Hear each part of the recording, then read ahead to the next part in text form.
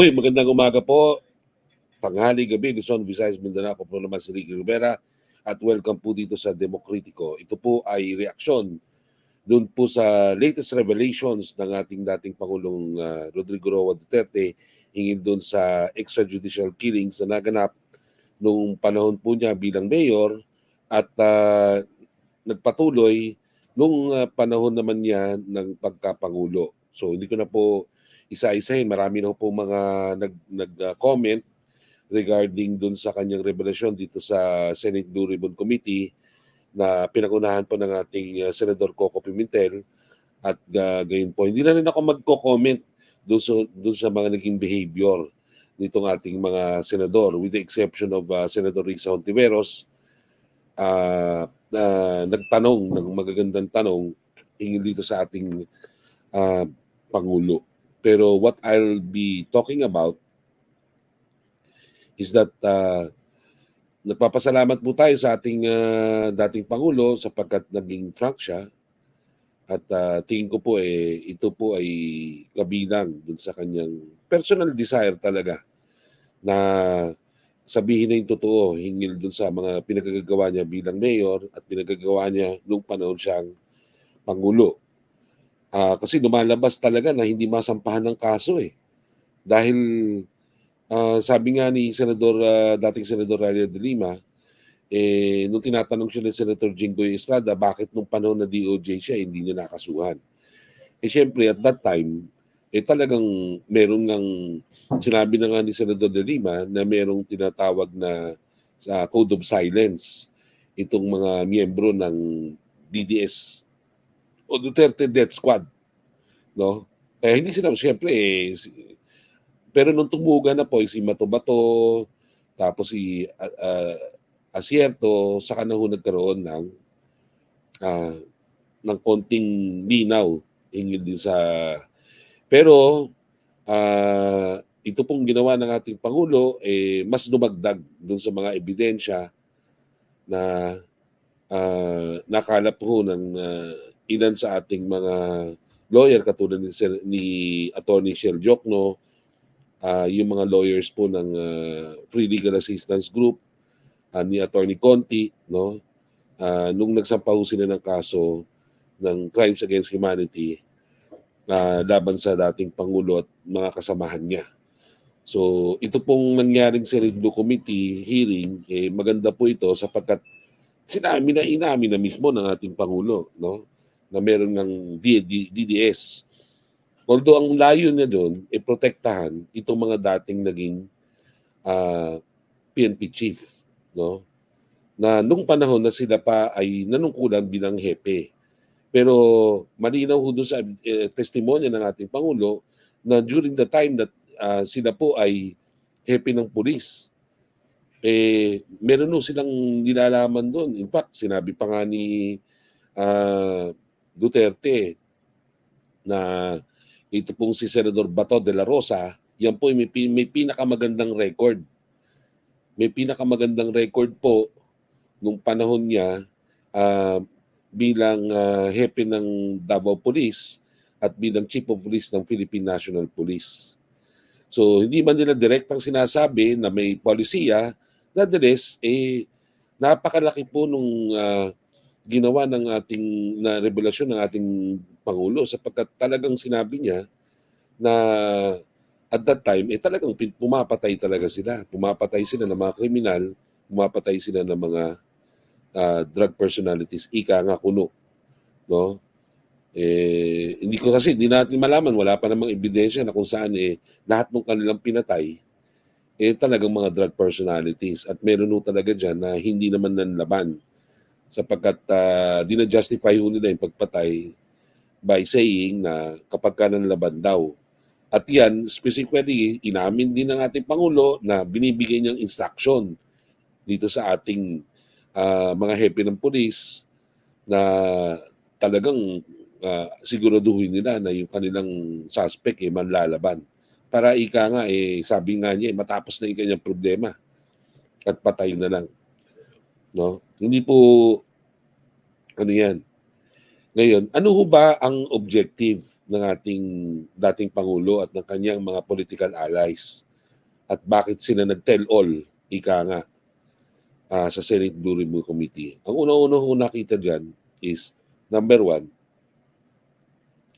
gusto ho nilang mag-ipon ng simpatiya, public support para sa dating Pangulo. Bakit? Sapagkat narinig na nila na malapit-lapit na po yung pagkakahuli o paglabas ng warrant of arrest laban dito sa dating Pangulo, 10 ng 5 pa, no? Doon sa mga dawit dito po sa extrajudicial killings dito po sa Pilipinas. So, sabi nila palabas na yan. So, kumbaga kung mapapansin niyo po, no, ang tuon ng dating Pangulo talagang i-reiterate niya na siya ay kaibigan, siya ay sumusuporta dahil sa ating kapulisan at sa sandatahang lakas, naawa siya, meron siyang feeling sa kanila. So it's an appeal, no, to emotions, no, na ito ginawa ko, oo, mali ito. Pero ito'y justified. At kayo naman, kapag gumagawa kayo ng ganyan, nandun naman ako sa likod ninyo. So, kumbaga humahanap po ng simpatiya itong ating Pangulo para nga naman, kapag lumabas na yung kanyang arrest, hindi katulad nung nangyari kay Kibuloy, naging successful. So that's number one. Na number two, inaalis na po yung criminal liability dito po sa 5. Ang problema ho nila ay ganito. Mukhang hindi ho nagtagumpay yung kanilang second na layon, no, na alisan ng criminal responsibility. Sapagkat kung mapatunayan na itong mga to, magmula De La Rosa hanggang dun sa pinakahuling PNP chief, they consciously know what's happening on the ground at kanilang tinolerate, may problema ho sila dyan. May paglabag ho sila sa batas dyan. No? May tinatawag na command responsibility. So, pasok pa rin sila doon. Ngayon, ang pangatlo na gustong ma-achieve nitong ating dating Pangulo, 10 ng kanyang mga political allies, ay sabihin na, wala nang jurisdiction dito ang ICC. Sapagkat dinidinig na ito ng ating mga korte, dininig na ng Senado ng Pilipinas, dininig na rin ng Kongreso.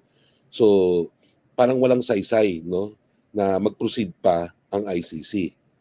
Well, kailangan ho nating tanungin ng mga eksperto dyan, pero sa totoo, pasok pa rin ho sa crime against humanity ang ating dating Pangulong Rodrigo Roa Duterte. Bakit kamo? Sapagkat dun sa definition mismo ng crimes against humanity ng International Criminal Court ay lumalabas po dyan na hindi ho kailangang state-sponsored yung ginawang mga pagpatay. Kahit na paramilitary group ang gumawa nito o non-state group, meron pa rin jurisdiction po ang ICC dyan. So pasok na pasok na pasok ito pong si dating Pangulong Rodrigo Duterte sa crimes against humanity. And I think in our history, this will be the first chief executive na tatry, katulad nila Milosevic noon dati, no? Nung isang presidente po, Croce yata yun, nung gumawa ito ng mga karumalduman ng mga krimen laban sa kanilang mga kalaban. Kahit na gera, nakita po ng international community na talaga ho namang kahindik-hindik at inhumane yung ginawang mga pagpatay. So definitely po, pasok sa ICC. In fact, hindi na kailangan mag-ano ng ICC kasi umamin na Umamin po na mayroong paramilitary group. Ito pong ang dating Pangulong Rodrigo Roa Duterte. Kahit na anong sabihin niya, kahit na hindi DDS yan, paramilitary group po ang ginawa. Bakit? Dahil umamin po ang ating Pangulo na in-encourage niya. At even si Senator Bato de la Rosa, kung makikita niyo doon sa transcript, sinabi niya na ito pong mga miyembro daw, 7 daw ito, ng mga tao, mga mayayaman daw ng Davao yan na gustong pumatay o gustong pumatay ng ano. Pero hindi ko natin malaman ngayon kung yung mga pinatay nila ay mga totoong mga kriminal to, at kung kriminal ba, baka naman kalaban nila sa politika yan o kalaban nila sa business, o sila mismo Katulad nga ng sinabi ng Senador Bator, kung makikita nyo dito sa transcript, sila mismo ay kriminal. So parang ginawa ni Pangulong Duterte, kumuha siya ng kriminal, ginamit para patahimikin naman yung ibang mga criminal personalities. Ang problema ng dito, sabi mismo ng ating Pangulo, ay patay na raw itong mga to. At I think si Colonel Makasaid daw ay patay na. Pero, what is good is that merong survivor ho yan. At nandun na sa International Criminal Court. Walang iba kundi si Mato Bato. So, nakita po natin dito, ito, ano pang pang-apat? No? Ano pang pang-apat na layon nila? Bakit nag-tell all itong ating Pangulo? Ito po ay pandihis dun sa posibleng pagkakaroon na ng kaso ng impeachment laban sa kanyang anak na si Vice Presidente Sara Duterte. Nakahapon ho, sinabi ho ng ilang eksperto sa Kongreso na maaring mapatawan ng impeachment dahil dun ho sa kanyang budget, no? Dun sa hindi niya pagtugon dun sa mga question sa budget, at meron ho mga malalaking mga discrepancy daw na nakita sila, no? So ito po, so mga panlinsi ho yan, mga diversionary tactics, ika nga. Pero malamang sa hindi po yan, ano bang nasasabi ng ating banal na kasulatan o Biblia tungkol dito? Ipakita ko po sa inyo to. Dito po sa aklat ni Luke, chapter 8, verse 17, "For nothing is secret that shall not be made manifest, neither anything hid that shall not be known and come abroad." So maganda ho yung nangyayari ngayon, sapagkat ngayon po ay nakikita po natin na lumalantad na po yung katotohanan. Matagal na matagal nilang nailihim ito, pero sa isang Senate Blue Ribbon Committee hearing, lumabas po mismo sa bunganga, ika nga, nung pinaka-mastermind ng mga pagpatay, na siya, aminado siya na siya, ang dating Pangulong Rodrigo Roa Duterte, na dating mayor ng Davao.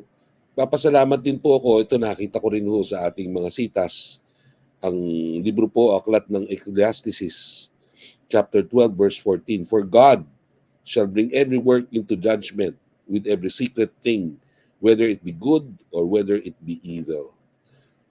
So yan po mga kababayan. At sana manalangin tayo na mas lalo pang umusbong yung katotohanan.